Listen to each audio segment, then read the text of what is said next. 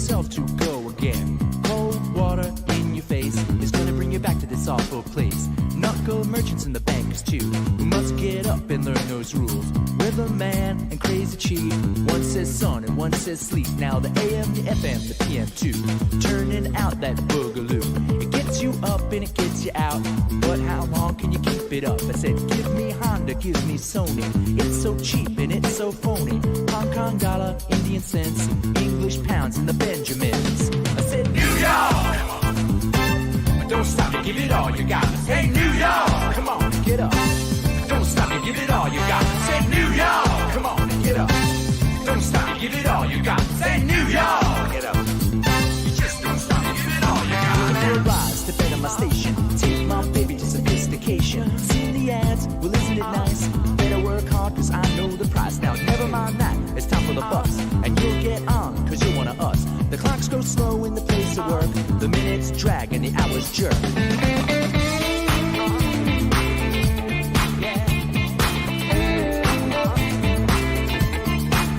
you wave bye to the boss. It's your profit and it's his loss. You work anyway, the lunch bell rings. You take 1 hour and you do your thing.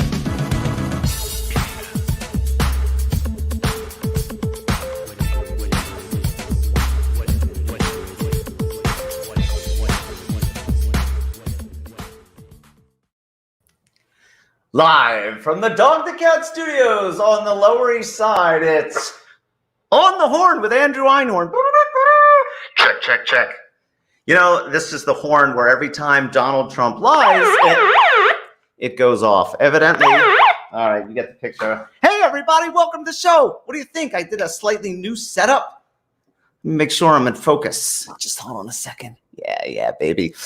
Wow. Are you excited? Do you feel the electricity in the air? This is a Wednesday night, October 7th, and we went on early tonight thanks to my guest suggestion because there is a debate amongst the vice presidents. You know, I kind of feel like I know what's going to happen before it happens. Everybody's going to tune in because they want to see what the visuals are, what she's wearing, what he's wearing, how the divider is in between them, the attitude. But, you know, Pence is going to be very sympathetic and his eyebrows come together. And Kamala will speak like this and drive home. You're taking away our insurance. You got COVID. You're irresponsible. Well, we just want a free and fair election. Well, what is free and fair? Blah, blah, blah, blah, blah, blah, blah. You know, as a Kamala fan, just hold your own. You know, you might end up being president, and everybody knows that. So let's just put on a good performance. And Pence, you got your work cut out for you. So tonight we have a very special guest. I'm so excited about the show because A, I've got some videos that I shot in Tompkins Square Park. B, my guest just put out a book, Into the Limelight, of club photos that he did in the 90s. Not just the Limelight, but many clubs. And I shot club photos in Philly also in the early 90s. So we've got this like compare and contrast. And I feel like we've got things in common as well. You know, I'm not going to say age, intelligence, but probably all those things. And Jewish mothers who are watching the show. Hello, mothers. Look, I put on my dad's bolo just in honor. So hopefully my mother is watching. Without further ado, ladies and gentlemen, please give it up for Mr. Steve Eichner. Hello, sir. Hi, Mom. Hi, all the children out there. Welcome to the pre-debate debate. Two photographers doing debates. It's like an 80s football game where all the players, hey, Mom, hi, Mom, hi, Mom. Wow, we're both in black. Thanks for having me on. This is exciting. Yeah, it's my pleasure. You know, once I heard about you and heard about the book, I love the fact that this is hot off the press. I mean, I have 3 books. I self-published my last one. It's really exciting. Is this your first book?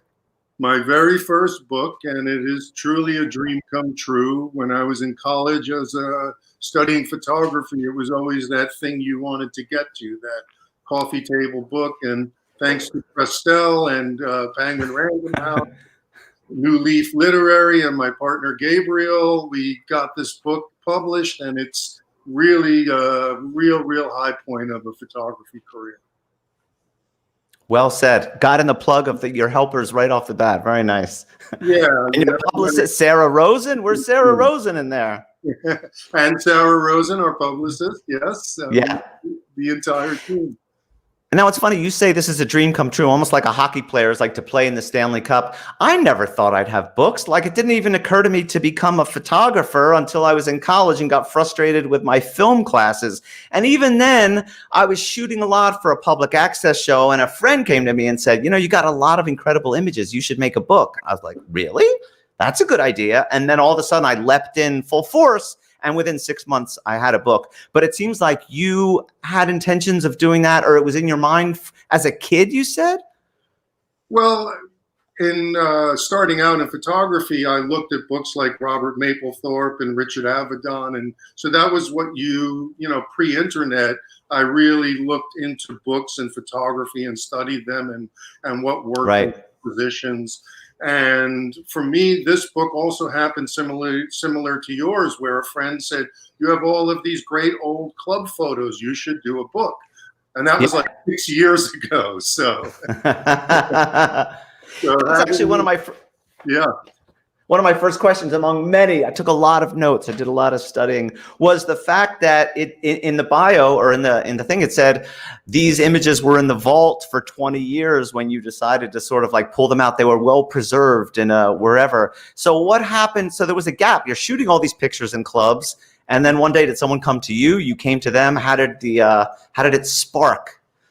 Well, 6 years ago, a friend said, why don't you do a book about all of your nightclub photos? And I put together a little, what would you say? A little showpiece, a layout, and I showed it around, and I got a lot of response, but I never really followed through with it. So fast forward to about 2.5, 3 years ago, Gabriel Sanchez, the photo essay editor for BuzzFeed at the time, emailed me and said, I found some of your fantastic photos from New York nightlife in the 90s, and I want to do a BuzzFeed story. Can I interview you? So I said, of course, sure, great, let's do it. And he interviewed me, and over the course of the interview, I said, well, I have this little layout I'd like to show you, and I kind of have a book idea. And so the article went out there, and it went viral, and he followed up with me and said, I'd like to work with you on this. So he did a lot of hard work behind the scenes, and we got a literary agent first. That's the first step, because you really can't go to publishers directly. The movie studios, you can't just send them scripts. And so that brought on J.L. Sturmer and New Leaf, and JL got behind the project and, coached us on a pitch. And then we pitched publishers, and a lot of yes, no, maybe this will get published, but it's not for us. After a year of that, we were almost like, okay, is this really ever going to happen? And then JL said, well, I have a connection. I made a connection, and I happened to be in New York at the time. I was from Puerto Rico. I was living in Puerto Rico for a while, and we'll talk about that later. So, so I was in New York, and I said, I'm going to be in New York. Let's have a cup of coffee. And she said, great timing. I have a publisher to meet with, and so we went up to Prestel, and Holly Ledoux was our contact there. And she said, I want to do this book. I see it as a big photography book, big photos, fashion, culture, really, showing all of the, the cultural revolution of the 90s. I mean, it was really a very special time. So those photos were all in filing cabinets, and since I was in Puerto Rico, they were in a storage unit. And I've been shooting, so I started out shooting music, and then I became the house photographer for Peter Gation, and I fell into this whole club kids nightlife scene in the 90s. And from there, I worked for Women's Wear Daily. I got a full-time staff job, which was also a dream come true, and never looked back. So these photos were in the archive, and I was just carting them around. Luckily, I was very meticulous about storing them and archiving them and keeping them in climate controlled conditions. So once we got the book deal, and Gabriel and I last summer took all of the photos out of storage, it was like, first of all, I couldn't believe how vibrant the colors were. And, so a lot of these photos I hadn't looked at in years. They were never before published. They were sitting in files, and I couldn't believe first the amount, the sheer volume of photos, how well preserved they are, and the entire kind of spectrum of what was going on in the clubs at the time. Everything from drag queens and people making out on couches and celebrities and musicians, and it was fantastic. So getting back to your question, the process of digging out these photos, and I call them little nuggets of gold. Every time we put a slide sheet on the light table and we looped it, it was just nuggets of gold there, and so that's how it all kind of got started. I see so many similarities as I hear you talking about all these things. It's the same thing. My introduction to the club world might have been different. I was in the suburbs of Philadelphia, being a photojournalist, then sort of migrating into fashion per se, but becoming friends with a lot of models, and they all went out to the clubs. And I just had this in. I could just go backstage and wander around. I mean, the backstage was the best. When I say backstage, it's like, for a lot of the fashion shows, but obviously there was many different clubs like yours, which were New York and famous, the Limelight in the Tunnel and Club USA. Mine were lesser known, but it was the same atmosphere. And there's drag queens and there's all the varieties of people. And it's just like, I'm this suburban kid going like, wow. And I wasn't really a part of the scene, but just to be there to photograph it sort of immersed me. And I imagine it's similar to you. But wait, don't answer that, because I feel like, because we've been talking about it, I want to go and share something and go to Lightroom, and then we can share some of these images. Why aren't you open? Hold on one sec.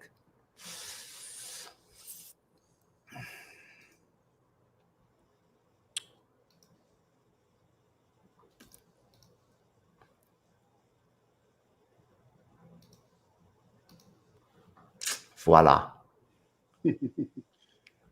No. Technology. Okay, I recognize those. Yeah, I think there's about 25. So let's go full. Good. So I'll even make it full screen. So we're going to do this in like 2 parts, but you can actually tell us what we're seeing, and we'll just go one by one. So this is at the Limelight, and there was what they called the shampoo room, and it was an entire room full of foam bubbles. And of course, the music was pumping, and kids would get in there and dance and frolic. And so this was, I think this is one of the most powerful photos in the book of a young lady, obviously having the time of her life, covered in bubbles from the shampoo room at the Limelight. And at the end, they actually were so smart, they had a leaf blower. So when you came out of the shampoo room, they would blow you down and dry you off. So this photo was, one of those photos that was in my files that I barely even remember taking. And it's just some young men at the club, and they were, the beauty of the clubs was it was very diverse, and there were all kinds of cultures and all types of people. And part of Peter Gaish's genius was bringing these people together and knowing that to make a really good vibe in the club, you want a lot of different people. Understood. Okay. Yep. And this is more of a fashion shot. So this is typical of what young people wore in those days. And she has her backpack in front. And, it's just cool. They're just like coming down the stairs of the tunnel, like heading out into their night of partying and fun. And holding hands is nice. Something about that. So yeah, these are 3 club kids. There's Sushi and Richie Rich, and also in the tunnel. and it was really just everybody was experimenting with fashion and makeup and clothing and drugs and sex and sexuality. I just want to pop to a quick question because I don't want to go long, but as I was going through all these photos, everybody talks about the era they're in. People in the 60s are probably like, the 50s and 40s or the 70s, they didn't know what it was like. And in the 2010s, they said they don't know what. So every generation looks back and thinks the one before them wasn't as good or wasn't as experimental. I mean, the 90s looked pretty good, but the 80s and 70s were probably pretty good too. So do you feel like, I don't know, there's some sort of separation and it's nostalgic to you and I because it was the 90s, but other people might think that the 80s and the 70s were the shit, Sure. Well, I mean, growing up, I wished I grew up in the 60s because all the bands I liked, Led Zeppelin and the Beatles and the Rolling Stones and the Pink Floyd. So I thought I missed out on the 60s. But I think what makes the 90s special was it was the last era before social media, before cell phones. And people were really in present. They were there. And if you were at a club and a performer was performing on stage, everyone turned and watched and focused. And you spoke to people when there wasn't a phone in between. And I think the 90s, a lot of the culture that grew out of the 90s, we are experiencing now, like fashion designers like Jeremy Scott or Marc Jacobs. And even the LGBTQ movement, it was the clubs were a place where you could really experiment, where people felt like, I believe they felt like they could be themselves. They could actually completely. It's on my list, son. And safe haven for people, freedom of expression, open their minds, variety of the people. Yeah, I mean, I guess clubs are always like that. That's why I jumped in and felt comfortable. Even though I felt a little out of place, it was like, wow, these people are letting themselves go. And you feel good to be in that atmosphere. It's so free and expressive. And as a photographer, I was 22 years old, 23 years old, just moved to New York. And I fell into this scene. And it was just, it was like Halloween on acid every night. I mean, every pointed my camera, there was something beautiful and exciting, and the music was breaking, and DJs were experimenting. And so, for me, honing my craft and my idea was always, let me bring you along with me. So the part of In the Limelight that I want to express is that 80% of the photos are the photos I shot for myself, meaning that my job for Peter Gatien was to photograph celebrities. So I was a photographer for Peter Gatien's 4 clubs: Limelight, Palladium, Club USA, and Tunnel. And the job was to work with the in-house PR. And when a celebrity arrived, even if it was in the middle of the night, my beeper would go off. And I lived in the East Village at that time, and I grabbed my camera and I got in a cab, and Julia Roberts was dancing on the dance floor, and I'd get those shots. And then I dropped the film off, and the next morning I'd pick up the developed slides and I'd take it to the Post and the Daily News and Spin and Rolling Stone people. So the idea was to publicize the clubs. So in the book, 20% are celebrities, but 80% is what I shot for myself because I wanted to document it, because I knew this era was not going to last forever, because I wanted to take people along with me and show them what I'm seeing. Right. I feel exactly the same, except I didn't shoot celebrities, but it's the same idea. All right. So where are we now? So this is the Palladium, and this was a Suzanne Barsh party. And this is like an overall shot. So you get the idea there was a stage with performance going on, but the Palladium was a mega club. It was huge. You have, somebody, a performer on a riser there, and you can kind of see the entire crowd and what's going on there. I got to go there once before it closed. I came here in '94, and I remember maybe twice. So I was lucky before it closed down. Oh, wait, let me go to the thing. Oh, no, man. Is that Dennis Rodman? No. I remember saying to these kids, I was like, man, you have a lot of hardware. And they were in the bathroom of the Tunnel. So the Tunnel Club had a co-ed bathroom, which I thought was brilliant because that was where everybody went anyway in the clubs to really do the hard partying. So Peter had the vision of, he put a bar in the bathroom, and there was a guy there. You know, there were like model types in there without shirts and bartending, and everyone hung out in the co-ed bathroom. So these kids were in the bathroom.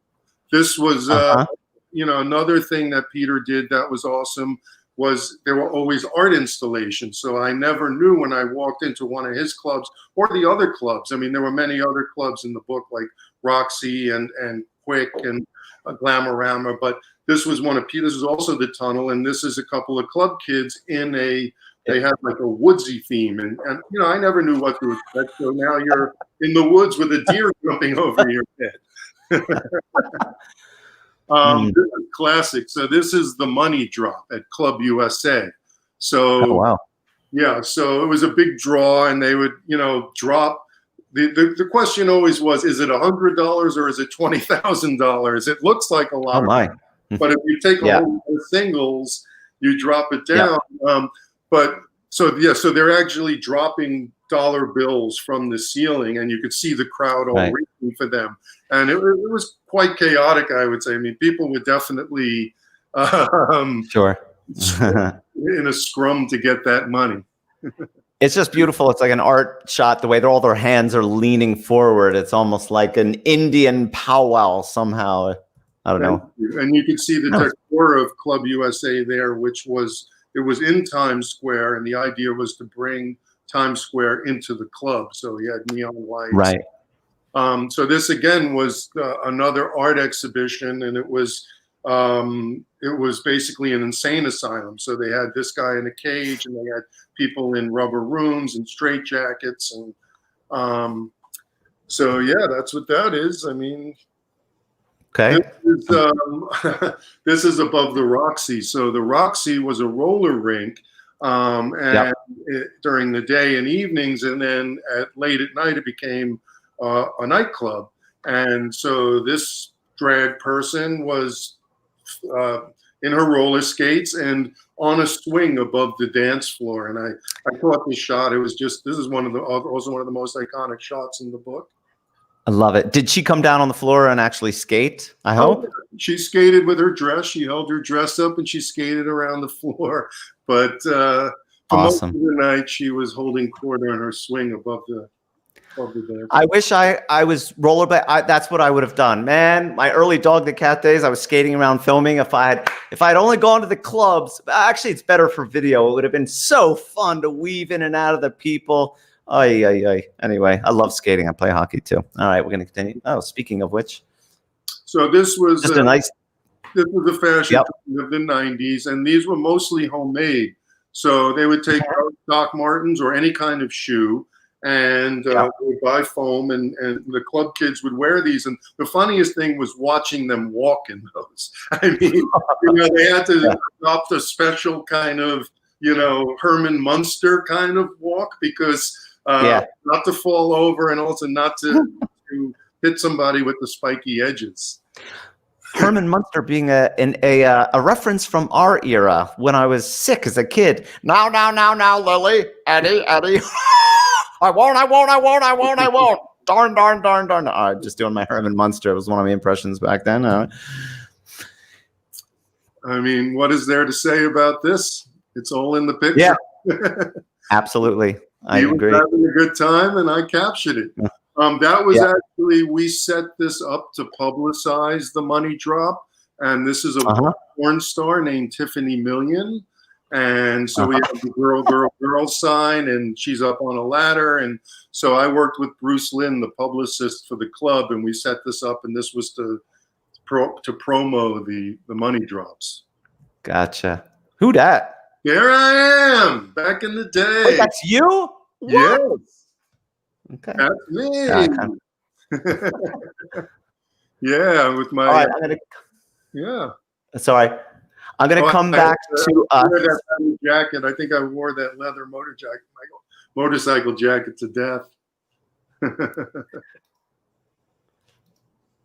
All right. Just because I did this thing, I want to sort of divert for a minute. And I want to go to the thing I did this Saturday. I went to Tompkins Square Park and I filmed. It was right after our president got COVID. So I'm going to hold on a minute, share screen.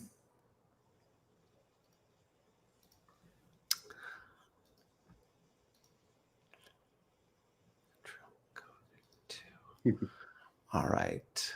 While you're doing that, I'm going to make a prediction.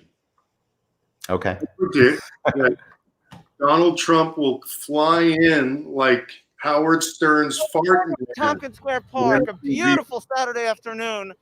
There's a lot of people out, and I decided to ask them how they feel about Trump getting corona. Thing to speak, which I love. You know, I don't wish ill health on anybody, but it's hard to say the guy maybe didn't have it coming to him. You know what? You don't wish death on nobody, so you wish the best of luck. Well, I don't want him dead, but I wouldn't mind having him shove a ventilator up his ass. Comma, chameleon. Pay back, motherfucker. Hope he gets a terrible case and Biden wins. There you go. I've seen a lot of people kind of happy about it, but how can you not be? But the funny thing is that both candidates are, well, soaked in blood from a police prison war for profit state. I don't know that I necessarily wish death on any person. I mean, I think he's objectively a bad man, and what happens, happens. No, but I don't want to talk about it anyways. I hope it gives him a moment to become a better person and enjoy his twilight years outside of the office. I don't really have much to say. I just hope he drinks some bleach and then, we can move on with our lives in our country. And I think the country is better off without him. Oh my God, you're just trying to get me in trouble. You're just trying to get me in trouble. A sample of all I'll say is that you can't see how big my smile is under this. I can feel it. But you don't even know. I might be really sad. You don't know. You have no idea what face I'm Yes, in. I You're do. asking about the president getting COVID. Yeah, I almost died when I heard that. I couldn't even believe it. Yeah. Everybody I know was wishing that he would get COVID. Well, that was my quick random sample. It's almost like you'd expect, right? Listen, I don't want the guy to die, but he deserved what he got, et cetera, et cetera. I've got two more segments. One is just one guy, kind of this guy from Africa, who just eloquently states, I am an immigrant, and this is why he is not for me. And hopefully we can get that to that one too. But anyway, we'll go back to your book for a minute. Actually, yeah, we'll chat for a minute, but then I want to come to some of the pictures that I did. I feel like there's so many parallels between us. You know, you just had more famous people. But you know what? Let me just say first off, this embossed, it's got such a beautiful color. And even though we're not showing all the images, and I know you could do this too, but I mean, it's just, as you say, they're vibrant. There's the kids, and they're rich and colorful. I mean, it's a mixture of a lot of celebrities, but just, I guess, I don't want to say regular people too, but everyone else that was in the club. Yeah, so the idea was basically to, like, you're walking through the club. So anything you'd see on a given night, fishbone, crowd surfing, or a couple making out, or a hip hop performance, or a drag queen being pulled into the VIP room. So the idea that Gabriel came up with was a walk through the clubs, and that's kind of what it is. And you never knew what to expect, if it was an art installation or, As a photographer, I kind of had a couple of thoughts as far as the technical. I mean, I wrote down Phil Flash, the reception to you. Do people love it, hate it, attention whores, the best club that you enjoyed being at versus the one that you enjoyed photographing.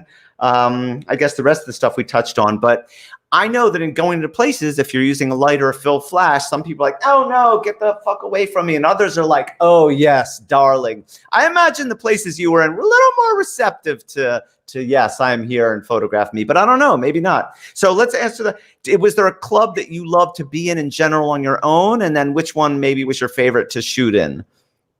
My favorite was Club USA, because I was already part of the Gation family when he built it. And we were all on all cylinders at that time. I had perfected the art of photographing in clubs by then, and Peter and his PR team and I had perfected how to get publicity for the clubs, and the club was built for being the best club in the world, the best sound system, the best lighting, the best DJs, the best promoters, and it was in Times Square, the center of the universe, and it was Times Square in a club. So, you know, you had all the neon lights, and then you had peep shows and peep booths, and you had a room upstairs that was designed by the fashion designer Terry Mugler, and an S&M room, and there was a slide, like a literal, like an amusement park slide that went from the VIP balcony down to the middle of the dance floor. So if you were feeling it up in the VIP, you didn't have to go down the stairs. You just hop in the slide and you're right doing your thing. So we were, you know, it was really the best of the best. It was all that we had learned together collectively and put into that club. Yeah. God, I wish I'd been, I don't know when it closed, but I came here in '94 and I did not get to go to Club USA. I can only imagine the disparity, the dichotomy of drunk transvestites coming out in Times Square and tourists from Minneapolis being, oh, children, oh, don't look at this. Granted, they're probably coming out at 4 a.m., but still, must have been a little bit of an odd juxtaposition there. Yeah, there's a photo in the book of the door scene at Club USA, and there are Hell's Angels talking to cops. And then you have Whoopie Loos, and then above them you don't see, but they had a glass booth with a drag queen putting on her makeup. And in between all of that is my mom. And I didn't even realize, my mom is in the book, right in between the Hells Angels and the cops and the club kids and the door people. And I didn't even realize it was her until we had the PDF of the book. And I must have thought to myself, this is the whole, look at this scene and look at my mom in the middle of this scene. It's like, that's great. If my mother had made it in, she would have went, Andrew, I'm okay with being in the book, but please make sure my glasses are off and then my hair is good. And I look at if she's still watching, right, Mom? That's what you say. I don't want to be seen with my glasses. But well, you know what's funny? It's a good transition because I've got a shot or two of police in one of my pictures, but I want to go, and I might have to go faster. I'm going to blaze through mine because there's a little bit more, but I feel like we'll find similarities. What years were you shooting in the clubs? 89 to 92, I would say, probably mostly 90 and 91. So maybe I was a little bit on the early end. Oh, come on, hold on, let's stop screen. Hold on a second. Application window. Voila. Yeah, baby. Okay. So let's see. I'm going to go fast. Now, all mine were Tri-X. I came from the journalism background. So go big or go home. Okay. This is a friend of mine. Her name was Sue Choi, S-O-O. And I ended up photographing her later in an architectural antique shop. And she was awesome. And I had her take pictures of me. You know, fashion show and naked flowers. Usual stuff. Let's see. Two guys hugging each other. I think this was at an event called the Valentine Disco Ball. There's the people in the hot, sweaty club applauding something. There are two of my favorite photos ever. There's like, it was a tiny place, but these women coming down dressed in various, could be one of my favorite pictures ever. And I actually took this and hand colored it. There was a period for a couple years I was hand coloring, and you can just tell this lends itself because of all the whites, you know, everything in there. I could have done pink and purple and blue and pastel, and her expression. Oh, somebody should buy that for $10,000 one day. Anyway, let's see. And lo and behold, you talk about the cops. Is your mother in this picture? Yeah, right, with her hair in the back.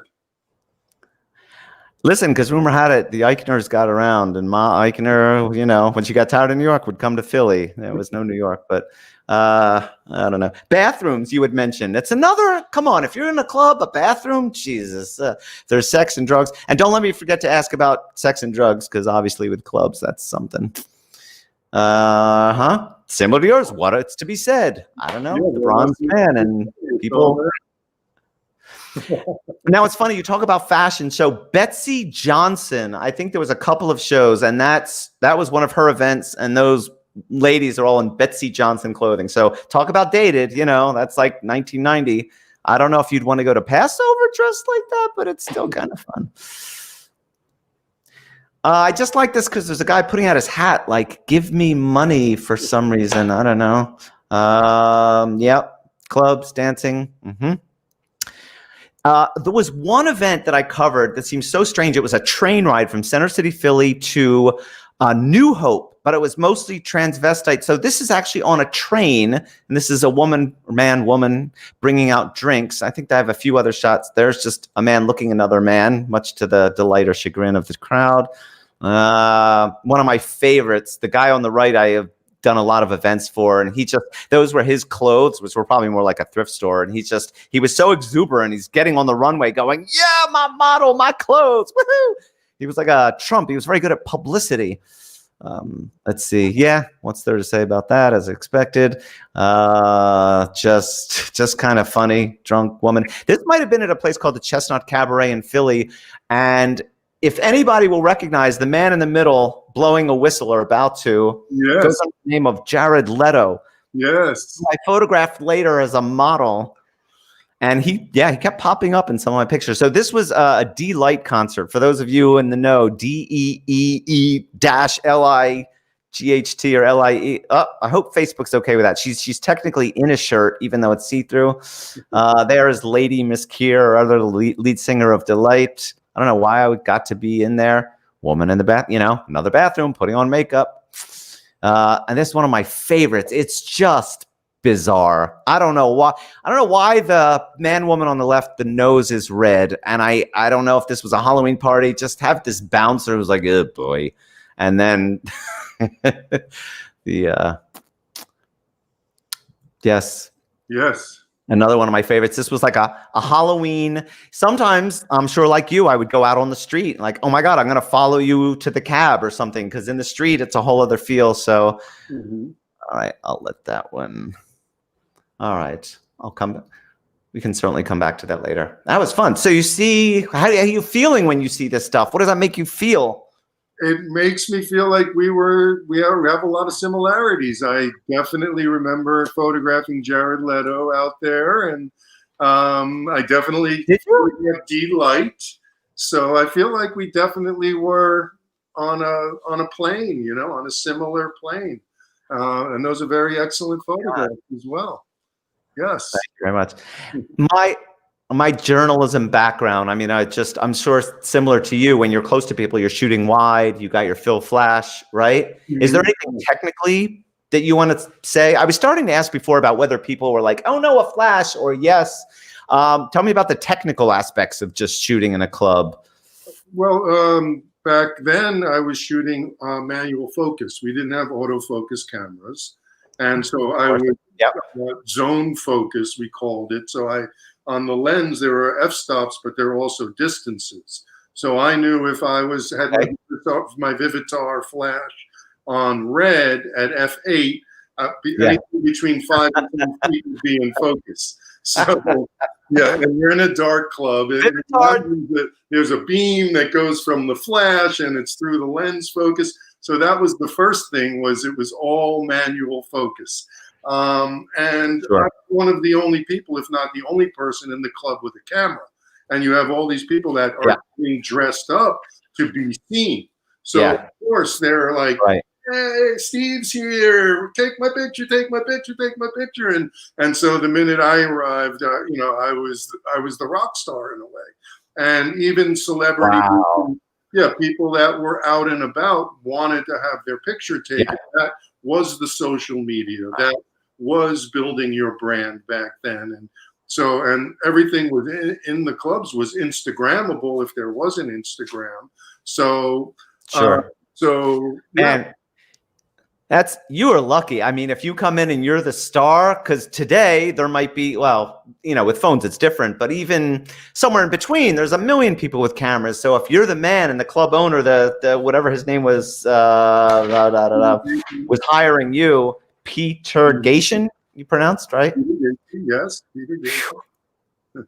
And that obviously probably gave you clout. Oh, the VIP room, Leo DiCaprio's back there, and we need you to go, right? You could go anywhere and shoot almost anything.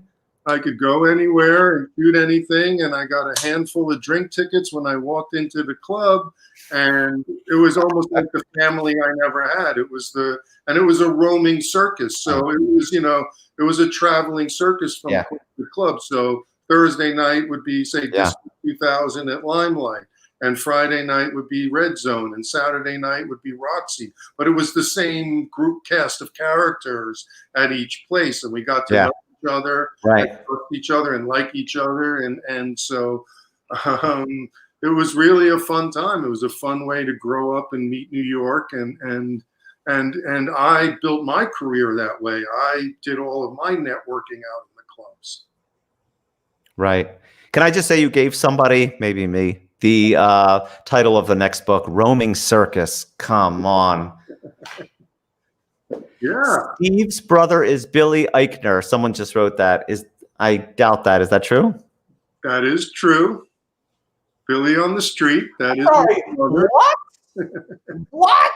What kind of family? What does your dad do? Holy shit. I mean, Billy's a treasured icon, the two of you. Oh my God. Well, that's fantastic. Yeah. Yeah. Your dad was an accountant. Okay. Did your mother, like mom, say, Steve, could you please become an accountant, do your photography on the side as a hobby? Well, we're half brothers. We share a dad, and yes, so we're half brothers. But yeah, our dad was an accountant. My mom's a nurse. His mother worked for the phone company. And from when he was a little boy, he was always reading Entertainment Weekly and studying pop culture. And I'm very proud of him. He grew up in a little small apartment in Queens and followed his dream in Stuyvesant High School. And now he's Billy the movie star. Yeah, I've seen him migrating. It's nice to see him getting some movie roles. I imagine TV, natural progression. Good for him. Yeah.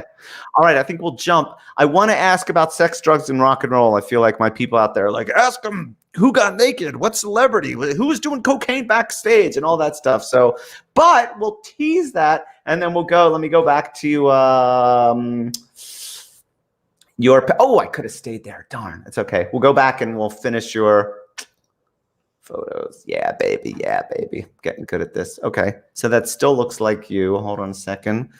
Got to go full screen. Just me here, kids. All right, what do we got? We got the tunnel. There was a half pipe, the back of the tunnel. And being a skater myself, I would actually sometimes put my camera down and ride it. And here's a shot of a guy. Really? A sick ollie air off the coping. Yeah. Awesome. That's so nice that you participated. So you actually got in, you did stuff, you had fun, you skated, and oh yeah, I skated. I went in there and rode that ramp many a time. Many a time. That was a highlight of going to the tunnel for me. Love it. And that's Peter himself. Oh, nice. That's Peter Gation, the Club King. Wow. You know, I saw in the book a guy named Don Knotts. For those of you under 50, you probably don't know who that is, but that looks like it could be Don Knotts' son. There's something in the face, like, you know, Andy, we got to bring our shotguns and find the guy that did it. Anyway, those of you, look up Don Knotts. He's a classic. But all right, anyway, but that's not for here or for there. But I love that he was there. It was like I read the thing and it said, well, it was an event for past TV stars, like a party for them. But meanwhile, he's next to, you know, some transvestite looking actually fairly comfortable. So I don't know what that means. Yeah, Michael Alec and the Club Kids invented this thing called the Nightlife Awards. And they would bring some old television star in. They had the Partridge Family. They had the Munsters there. They had Barbara Eden. They even had like John Bobbitt. In fact, this photo here was the night that Michael Musto threw a party for John Bobbitt. John Wayne Bobbitt, everybody remembers the guy that snitched by his wife. So, so they would just drag out popular culture people, and so you could see Michael's in the ballroom. So this was like a ball pit in the tunnel, and he's wearing a necklace of hot dogs to commemorate the event, and he's also wearing a suit made out of tabloids. So and he's excellent. He was and is a gossip columnist. Back then he had a column in The Voice. And it was the thing that I always turned to first in the Village Voice was El Dolce Musto, or So that's the night of the John Wayne Bobbitt. And they had loaves of bread in the shapes of penises, and they were cutting it. I got a picture of Robin Bird cutting the loaf of bread, and he's like, not again. Ironically, after this, Bar Bat and B'nai Mitzvahs took over the theme of the balls, with kids falling into balls and maybe never showing up again. Okay, hold on. These are the fabulous It Twins, club kids that were promoters. The club kids were like promoters, and they would bring their friends and they would hand out flyers all day long. And so these two were the fabulous It Twins, and they had a different matching outfit every night. And that's the cover. That's the cover of Gorgeous. In the Limelight, my beautiful baby. But because I forget, just because all of a sudden I'll be like, all right, we got 15 minutes. I got to get out before the debate starts. Where can or should people get the book? Well, right now it's still in pre-order. So if you'd like a signed copy by me, since normally I'd be doing bookstores and signings, and we can't really do that because of COVID, unfortunately. So we set up a white website. It's in-the-limelight.com. So it's in the limelight with dashes or minus signs between. You can go there and click, and I will personalize it. There's a space to put your name in, and or you can go it on Amazon. You can get it on Amazon, and starting October 20th, it's going to have a mass release. So it'll probably be in your local bookstore. And I say support local independent bookstores as much as you can.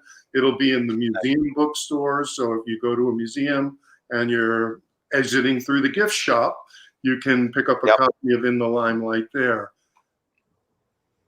Okay, I'm going to keep going. This looks like you saying, hey, here's an amazing image I just remembered I had and pulled out of my filing cabinet. I also like the fact I see Club Kids and Muse Fests, Kings. There's a few things written on the boxes. So this is, straight out of storage. This is my little archive space here in Jersey City, where I'm living now with my wife, Daniela.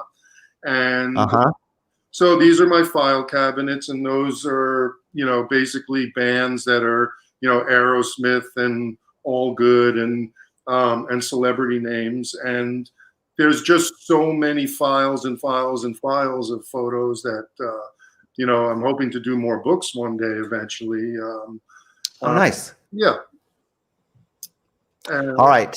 It's always fun to look through those files and see those gems.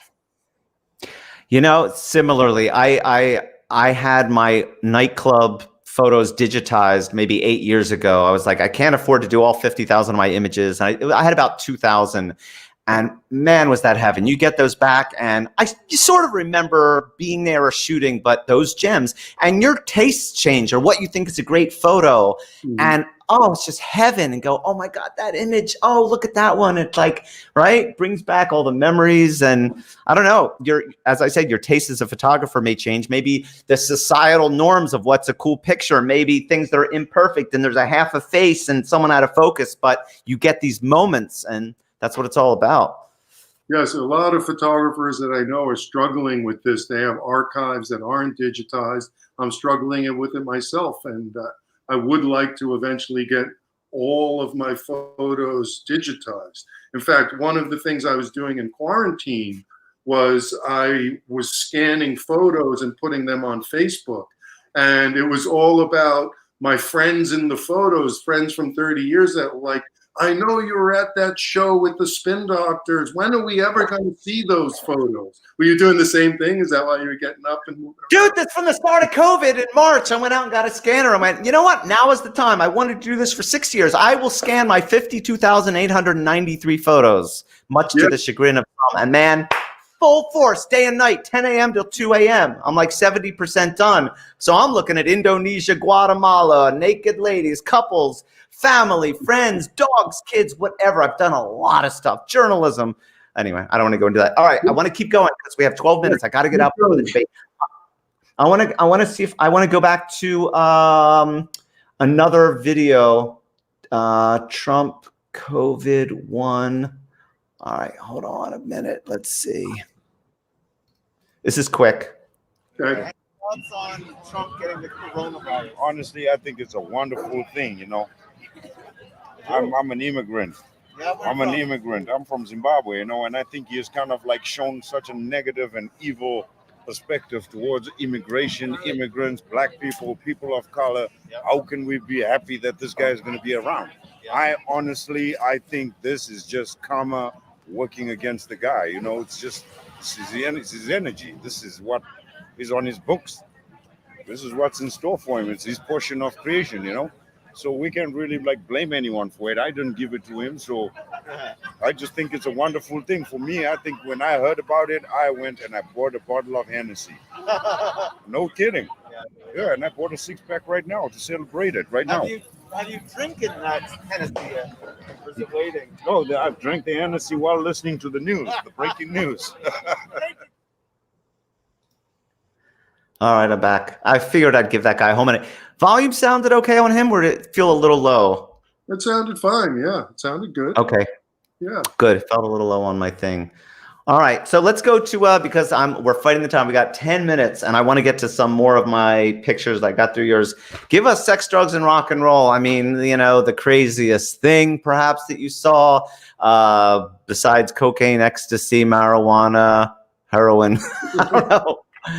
What do you got? Give me some tabloid celebrities, events, things, drugs. How was the drug? Actually, I'm curious to know about that. You think of cocaine in clubs, but well, the club kids were notorious for experimenting with drugs, and the drug of that time was ketamine, and they would go into these K-holes, they called them, where that's one thing I never tried. I mean, I did try a lot in my day.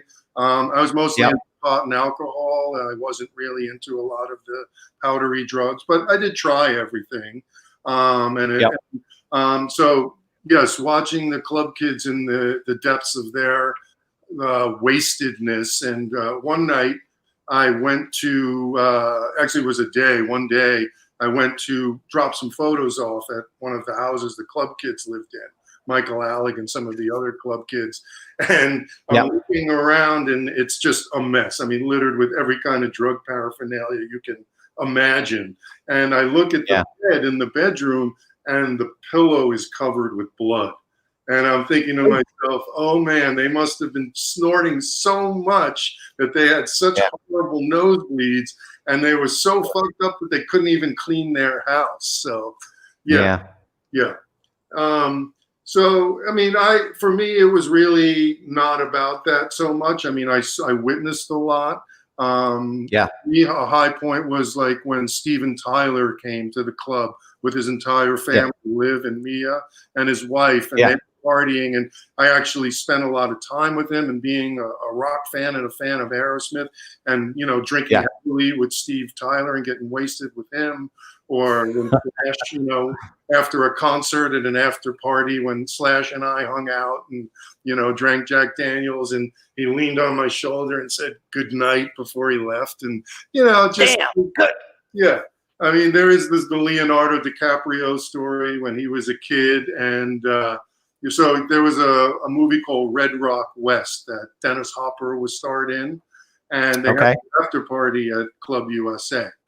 And at the after party was Leonardo DiCaprio, very young Leonardo DiCaprio, like 19 or 20. Right.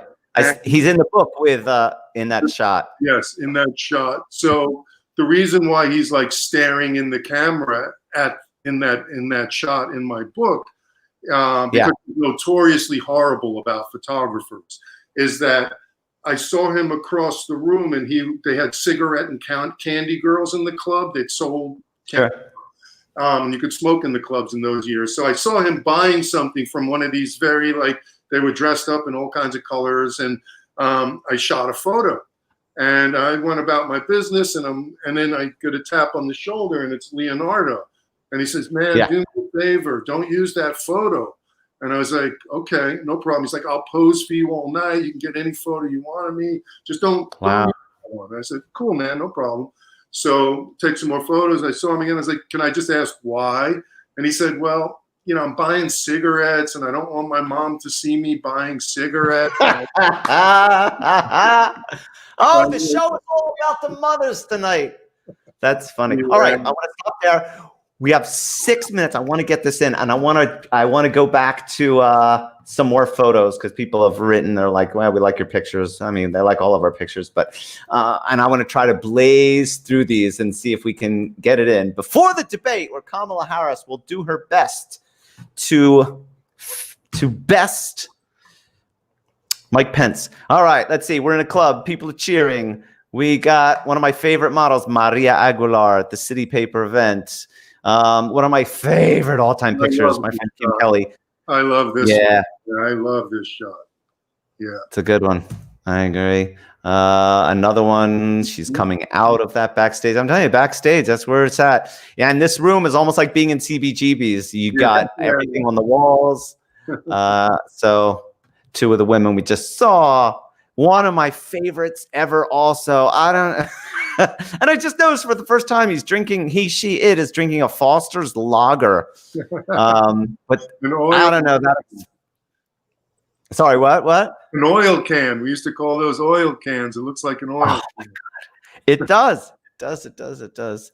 All right. Finally, now we're talking. So that's me age. I'm going to go with about 22.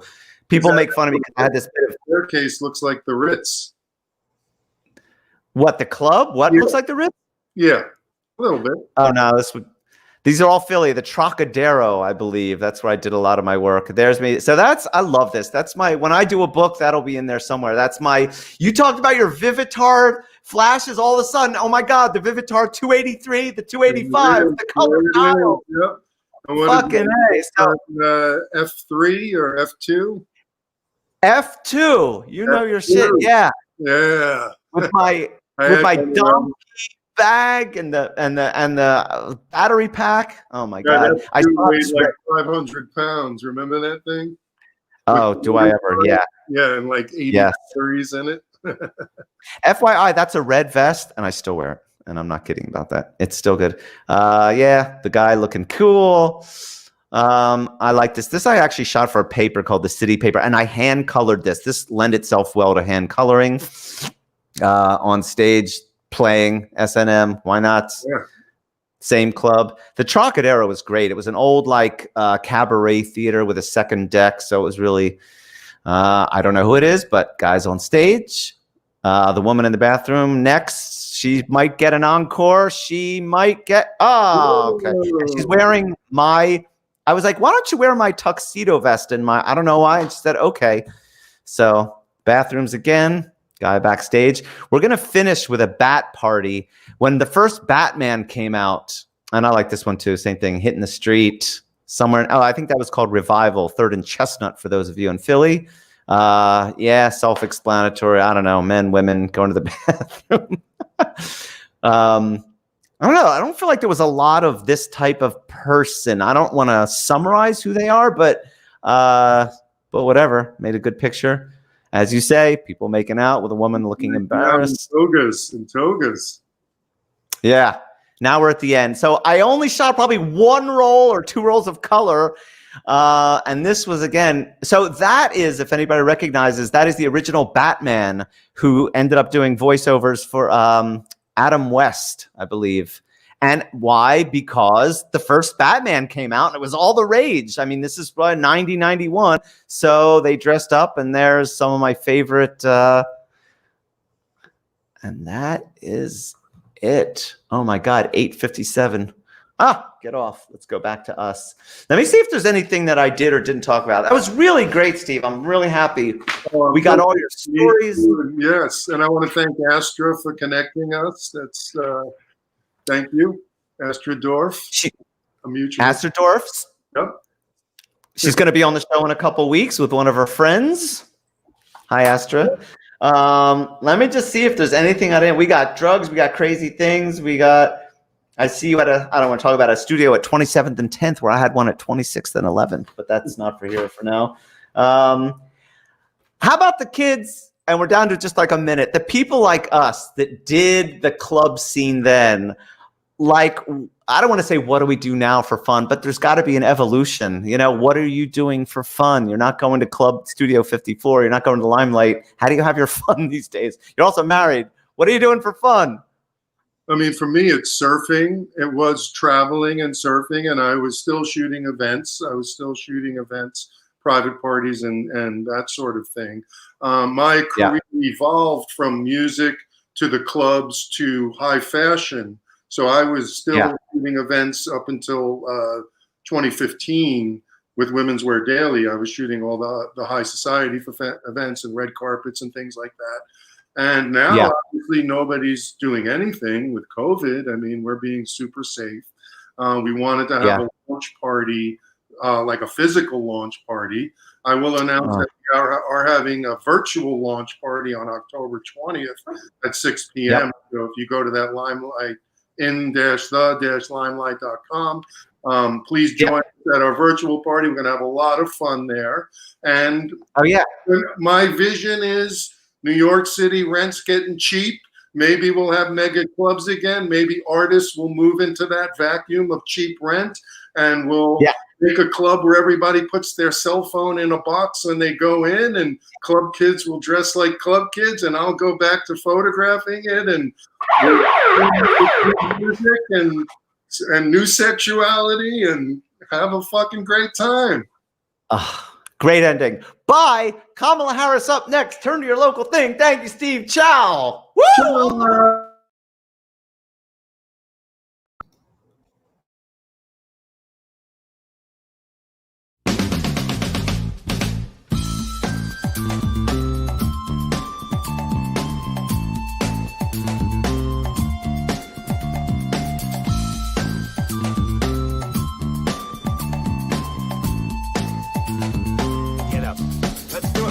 Ring, ring, 7 a.m.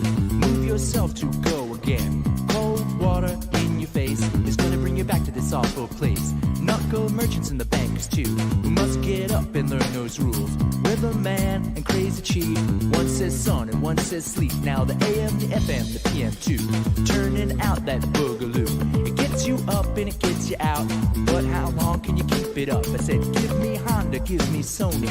It's so cheap and it's so phony. Hong Kong dollar, Indian cents, English pounds and the Benjamins. I said, New York! Don't stop and give it all you got. Hey, New York! Come on, get up. Don't stop and give it all you got. Say, New York! Come on, get up. Don't stop and give it all you got. Say, New York! Get up. You just don't stop and give it all you got. Looking for a rise to better my station. Take my baby to sophistication. Seen the ads, well, isn't it nice? Better work hard, cause I know the price. Now, never mind that, it's time for the bus. And you'll get on, cause you're one of us. The clocks go slow in the place of work. The minutes drag and the hours jerk.